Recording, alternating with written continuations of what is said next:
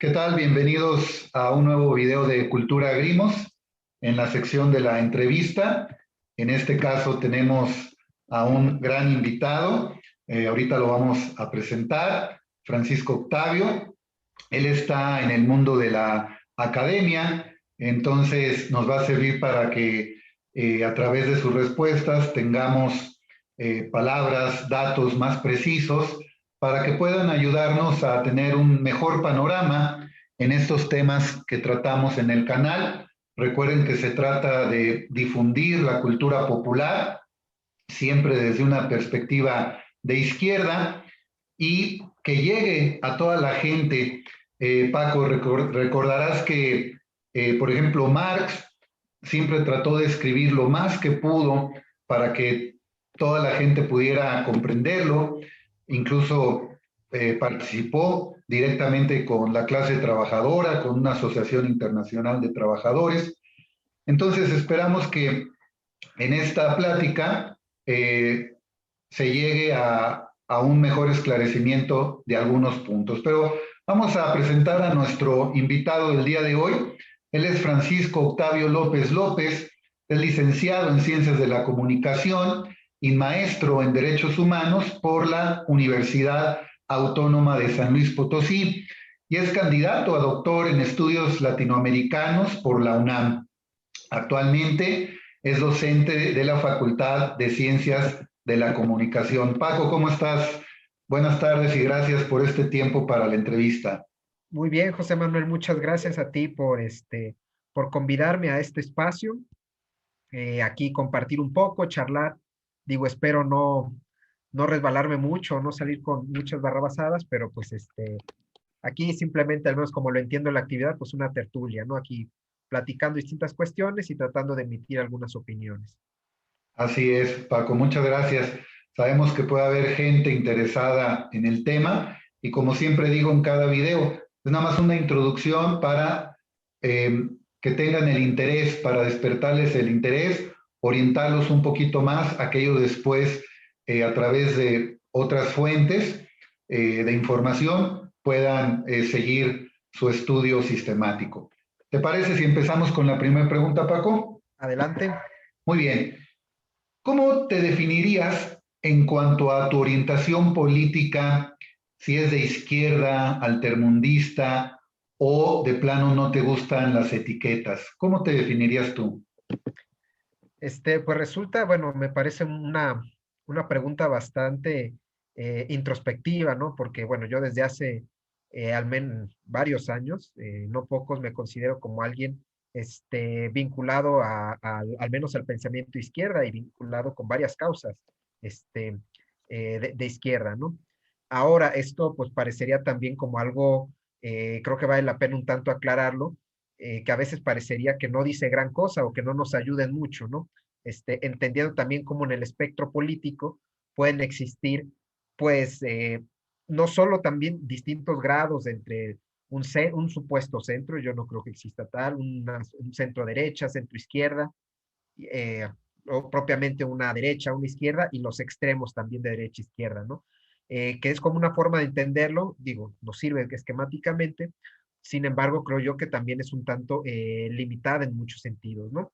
En el sentido de que también hay como distintas ramificaciones, ¿no? Que pueden darse inclusive dentro de las eh, derechas o izquierdas sean de centro, sean, por decir llamarlo, moderadas o medianas y de extremas, ¿no? Este, digo, creo que por eso te decía que es como un tanto introspectivo, ¿no? Porque al menos yo sí me identifico con varias cuestiones que radican dentro de la izquierda o dentro de estas distintas izquierdas. Sin embargo, al menos ahora no consigo como afiliarme a alguna, ¿no? Hay varias causas que comparto y habrá algunas en las que reconozco la lucha que han dado, sin embargo, no creo que el horizonte de actuación política vaya por ahí, ¿no?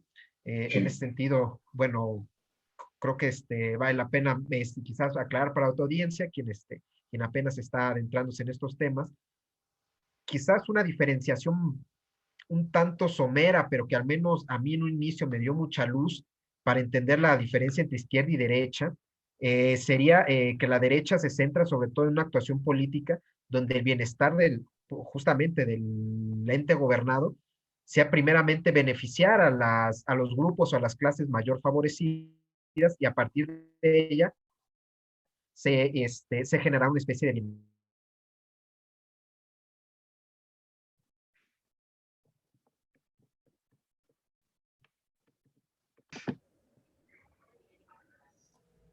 Disculpen a todo el público de este canal, tuvimos una falla técnica, pero vamos a reanudar la entrevista con Paco Octavio. Adelante, continúa con tu respuesta, Paco, por favor. Sí, bueno, un poco en lo que recuerdo haberme quedado en esta diferenciación un tanto básica, muy básica entre izquierda y derecha.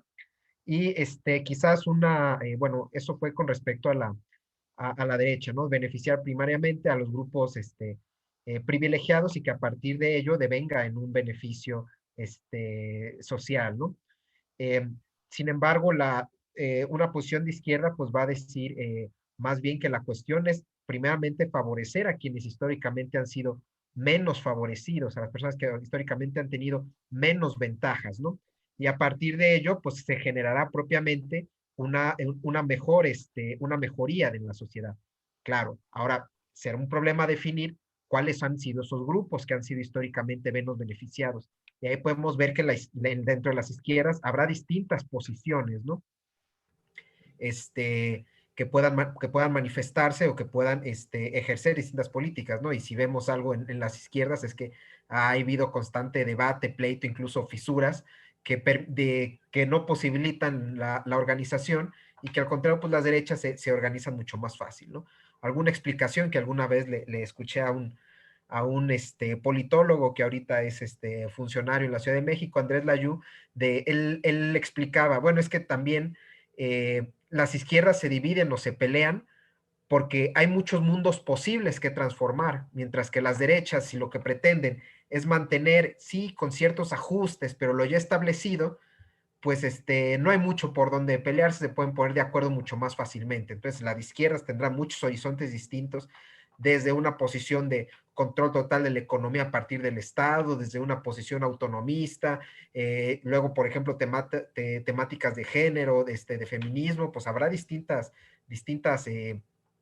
posiciones que se planteen a horizontes de lo posible y que eso deviene, y creo que es quizás trágico, pero no para aislarnos del actuar político, sino para afrontar esas contradicciones, una condición propia de la izquierda, ¿no? Bueno, podría hablar más de ese tema, si quieres lo retomamos más adelante, pero también ya me extendí un poco, al menos más o menos con esto concluyo, que sí, yo me considero como alguien de izquierda y yo no pretendo tenerle miedo a las etiquetas, sino más bien discutirlas, ¿no?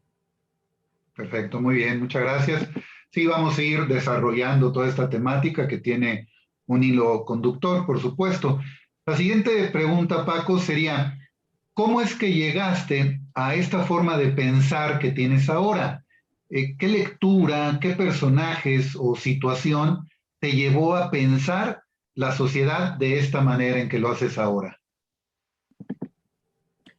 Bueno, primeramente, al menos tratando de hacer memoria ya, igual hace bastantes años, quizás inicios de la pubertad, sí recuerdo que algún tema que me causó bastante escozor, yo tenía desconocimiento en esa época, fueron las temáticas del racismo en Estados Unidos, ¿no? O sea, eh, pensando en un racismo actualmente rampante, ¿no? Y que se manifestaba de una manera totalmente, em, pues, virulenta, todavía en la década de los 50, 60, ¿no?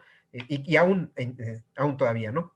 Sin embargo, creo que al acercarme a comprender este tipo de temáticas, un tanto la figura de Luther King fueron los que me hicieron a reflexionar, a vincularme, ¿no? Y sobre todo al tratar de conocer que, en efecto, hay personas que justifican este tipo de actitudes racistas, ya sea porque la población afrodescendiente en Estados Unidos supuestamente o es floja o es peleonera o una serie de calificativos, pues dije, bueno, es que entonces hay algo que está mal, ¿no? O sea, bueno, pensando yo, uno piensa que siempre, o generalmente uno tiene la razón, pero bueno, es que entonces no es como algo tan evidente, entonces lo que yo siento, lo que a mí me indigna, no es algo tan evidente. Entonces, por lo tanto, pues hay que ejercer algo, ¿no? Y los movimientos, por lo tanto, surgen de alguna manera, ¿no?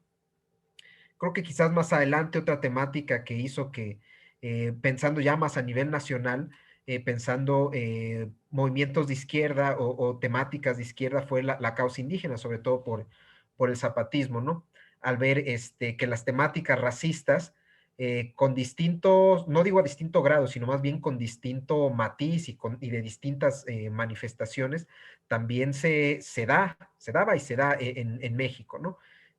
Quizás la causa afro no es tan evidente o no ha sido tan visibilizada más bien en México, pero sí la causa indígena, como en muchísimos países de América Latina, es un tema importante, ¿no? Y al ver también un poco, ir conociendo las temáticas de exclusión, de discriminación, que no es solo son por, en tratar mal o de decir cositas feas, ¿no? Como a veces quieren decir otras posturas de que, ay, es que la generación de cristal no aguanta nada.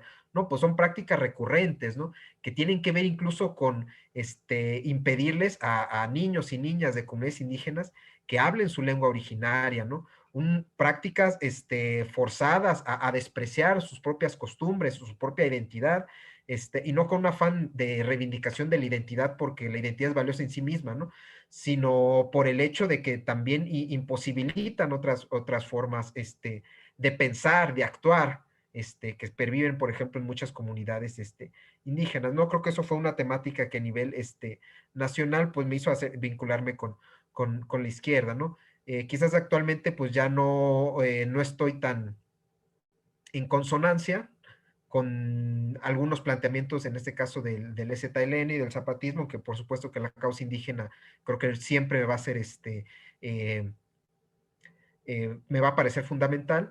Quizás, bueno, concibo que habrá otras estrategias o que lo que propone el ZLN, quizás yo ahorita, después quizás voy a cambiar de opinión, quizás lo veo muy acotado y muy limitado, ¿no? Que claro que lo que se hace en las comunidades es de una valía gigantesca, ¿no? Pero creo que además de esas causas, la causa afro, por ejemplo, en Estados Unidos, pues también simplemente la causa de las clases bajas, ¿no? De las clases pobres, que no siempre son o somos indígenas, somos afrodescendientes, las causas de las mujeres, también otro tipo de temáticas, ¿no? Que era lo que decía, bueno, ¿quiénes han sido los grupos menos favorecidos? Y cómo ejercer algo para apoyarles o no, y no forzosamente de una manera paternalista, ¿no? Sino más bien cómo hacer algo para que esa situación deje de ser tal, ¿no? Porque sí, también es cierto que han ocurrido eh, distintas políticas o distintos, eh, sí, pues, o ejecuciones, actuaciones políticas en las que sin consultarles a las comunidades, por ejemplo, bueno, ¿qué es lo que ustedes necesitan? Simplemente alguien cree saber qué es lo que hacen, qué es lo que necesitan y va y se lo impone, ¿no? Que muchas veces perjudicando de una manera, sin saber qué onda, sin ni siquiera preguntarles qué es lo que, sin escuchar cuáles son sus sentires, sus inquietudes, ¿no? En ese sentido, muchas veces de la economía, pues dices, lo que requieren es entrar en la industria agrícola y ya impones una cierta dinámica, pero quizás ni siquiera están acostumbrados a ese tipo de dinámicas, tienen otra forma de trabajar la tierra, por ejemplo, que es lo que se me viene a la mente pensando en este, se me fue el nombre, ¿no? Pero a ver si ahorita recuerdo, pero bueno, en este modo de cultivo, que es para la autosupervivencia y de repente los quieren hacer trabajadores agrícolas, que porque así van a vivir mejor, vendiendo sus tierras y teniendo un salario. Pues quizás tú como economista, con respecto a los economistas, pero si no te has acercado a ver qué es lo que requieren, quizás les terminas haciendo mucho más mal, ¿no? Sin conocer cuáles son todas las variables, o al menos un poquito, un panorama más amplio de las variables que están en juego, ¿no?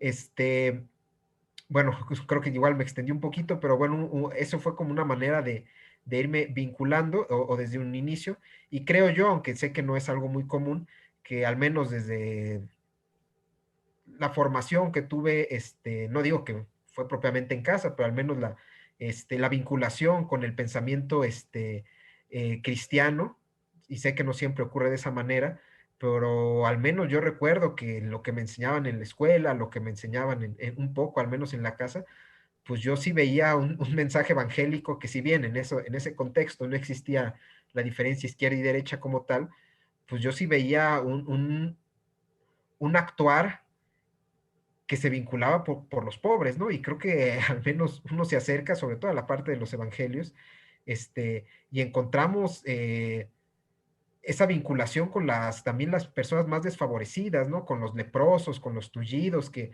históricamente, incluso se le denomina el templo, que era la conjunción del poder político y el poder religioso, las personas que en ese contexto se llamaba tullidos, pero las personas que tienen alguna discapacidad no podían entrar al templo, se les consideraba impuros, ¿no? Igual a los leprosos se les consideraba como indignos, como malditos, ¿no? Y mientras vemos a Jesús y a los apóstoles curando o tratando de ayudar a ese tipo de personas, creo que ahí sí hay una sensibilidad que, repito, no de izquierda, pero sí de vinculación con las personas más desfavorecidas, ¿no?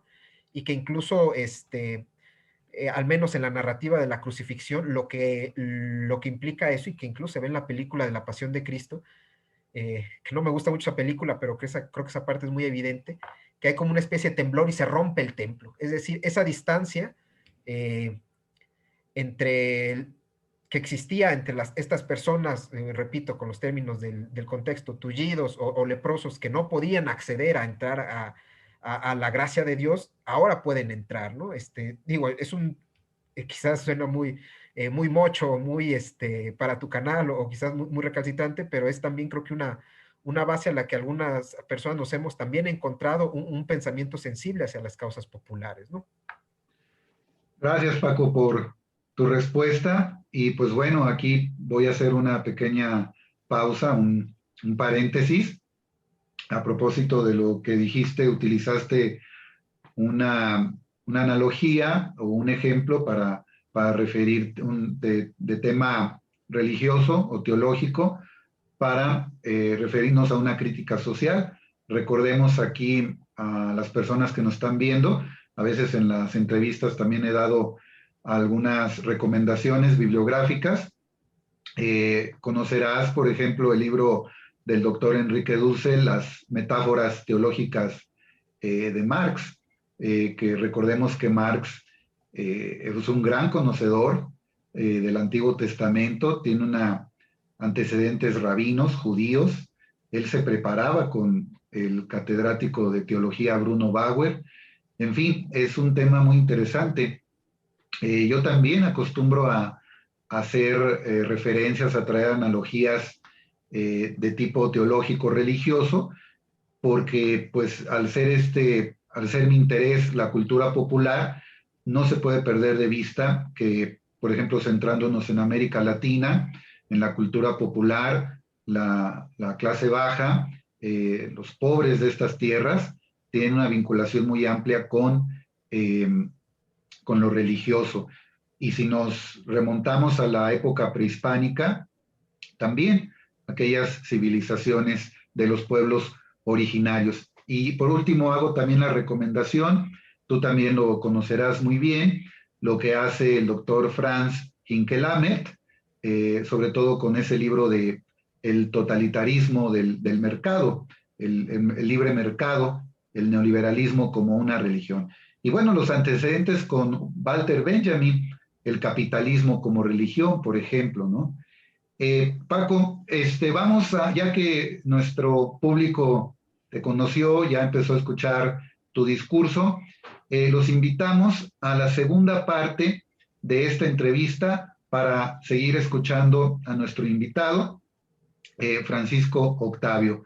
Entonces, en un momento continuamos, nos vemos en la segunda parte.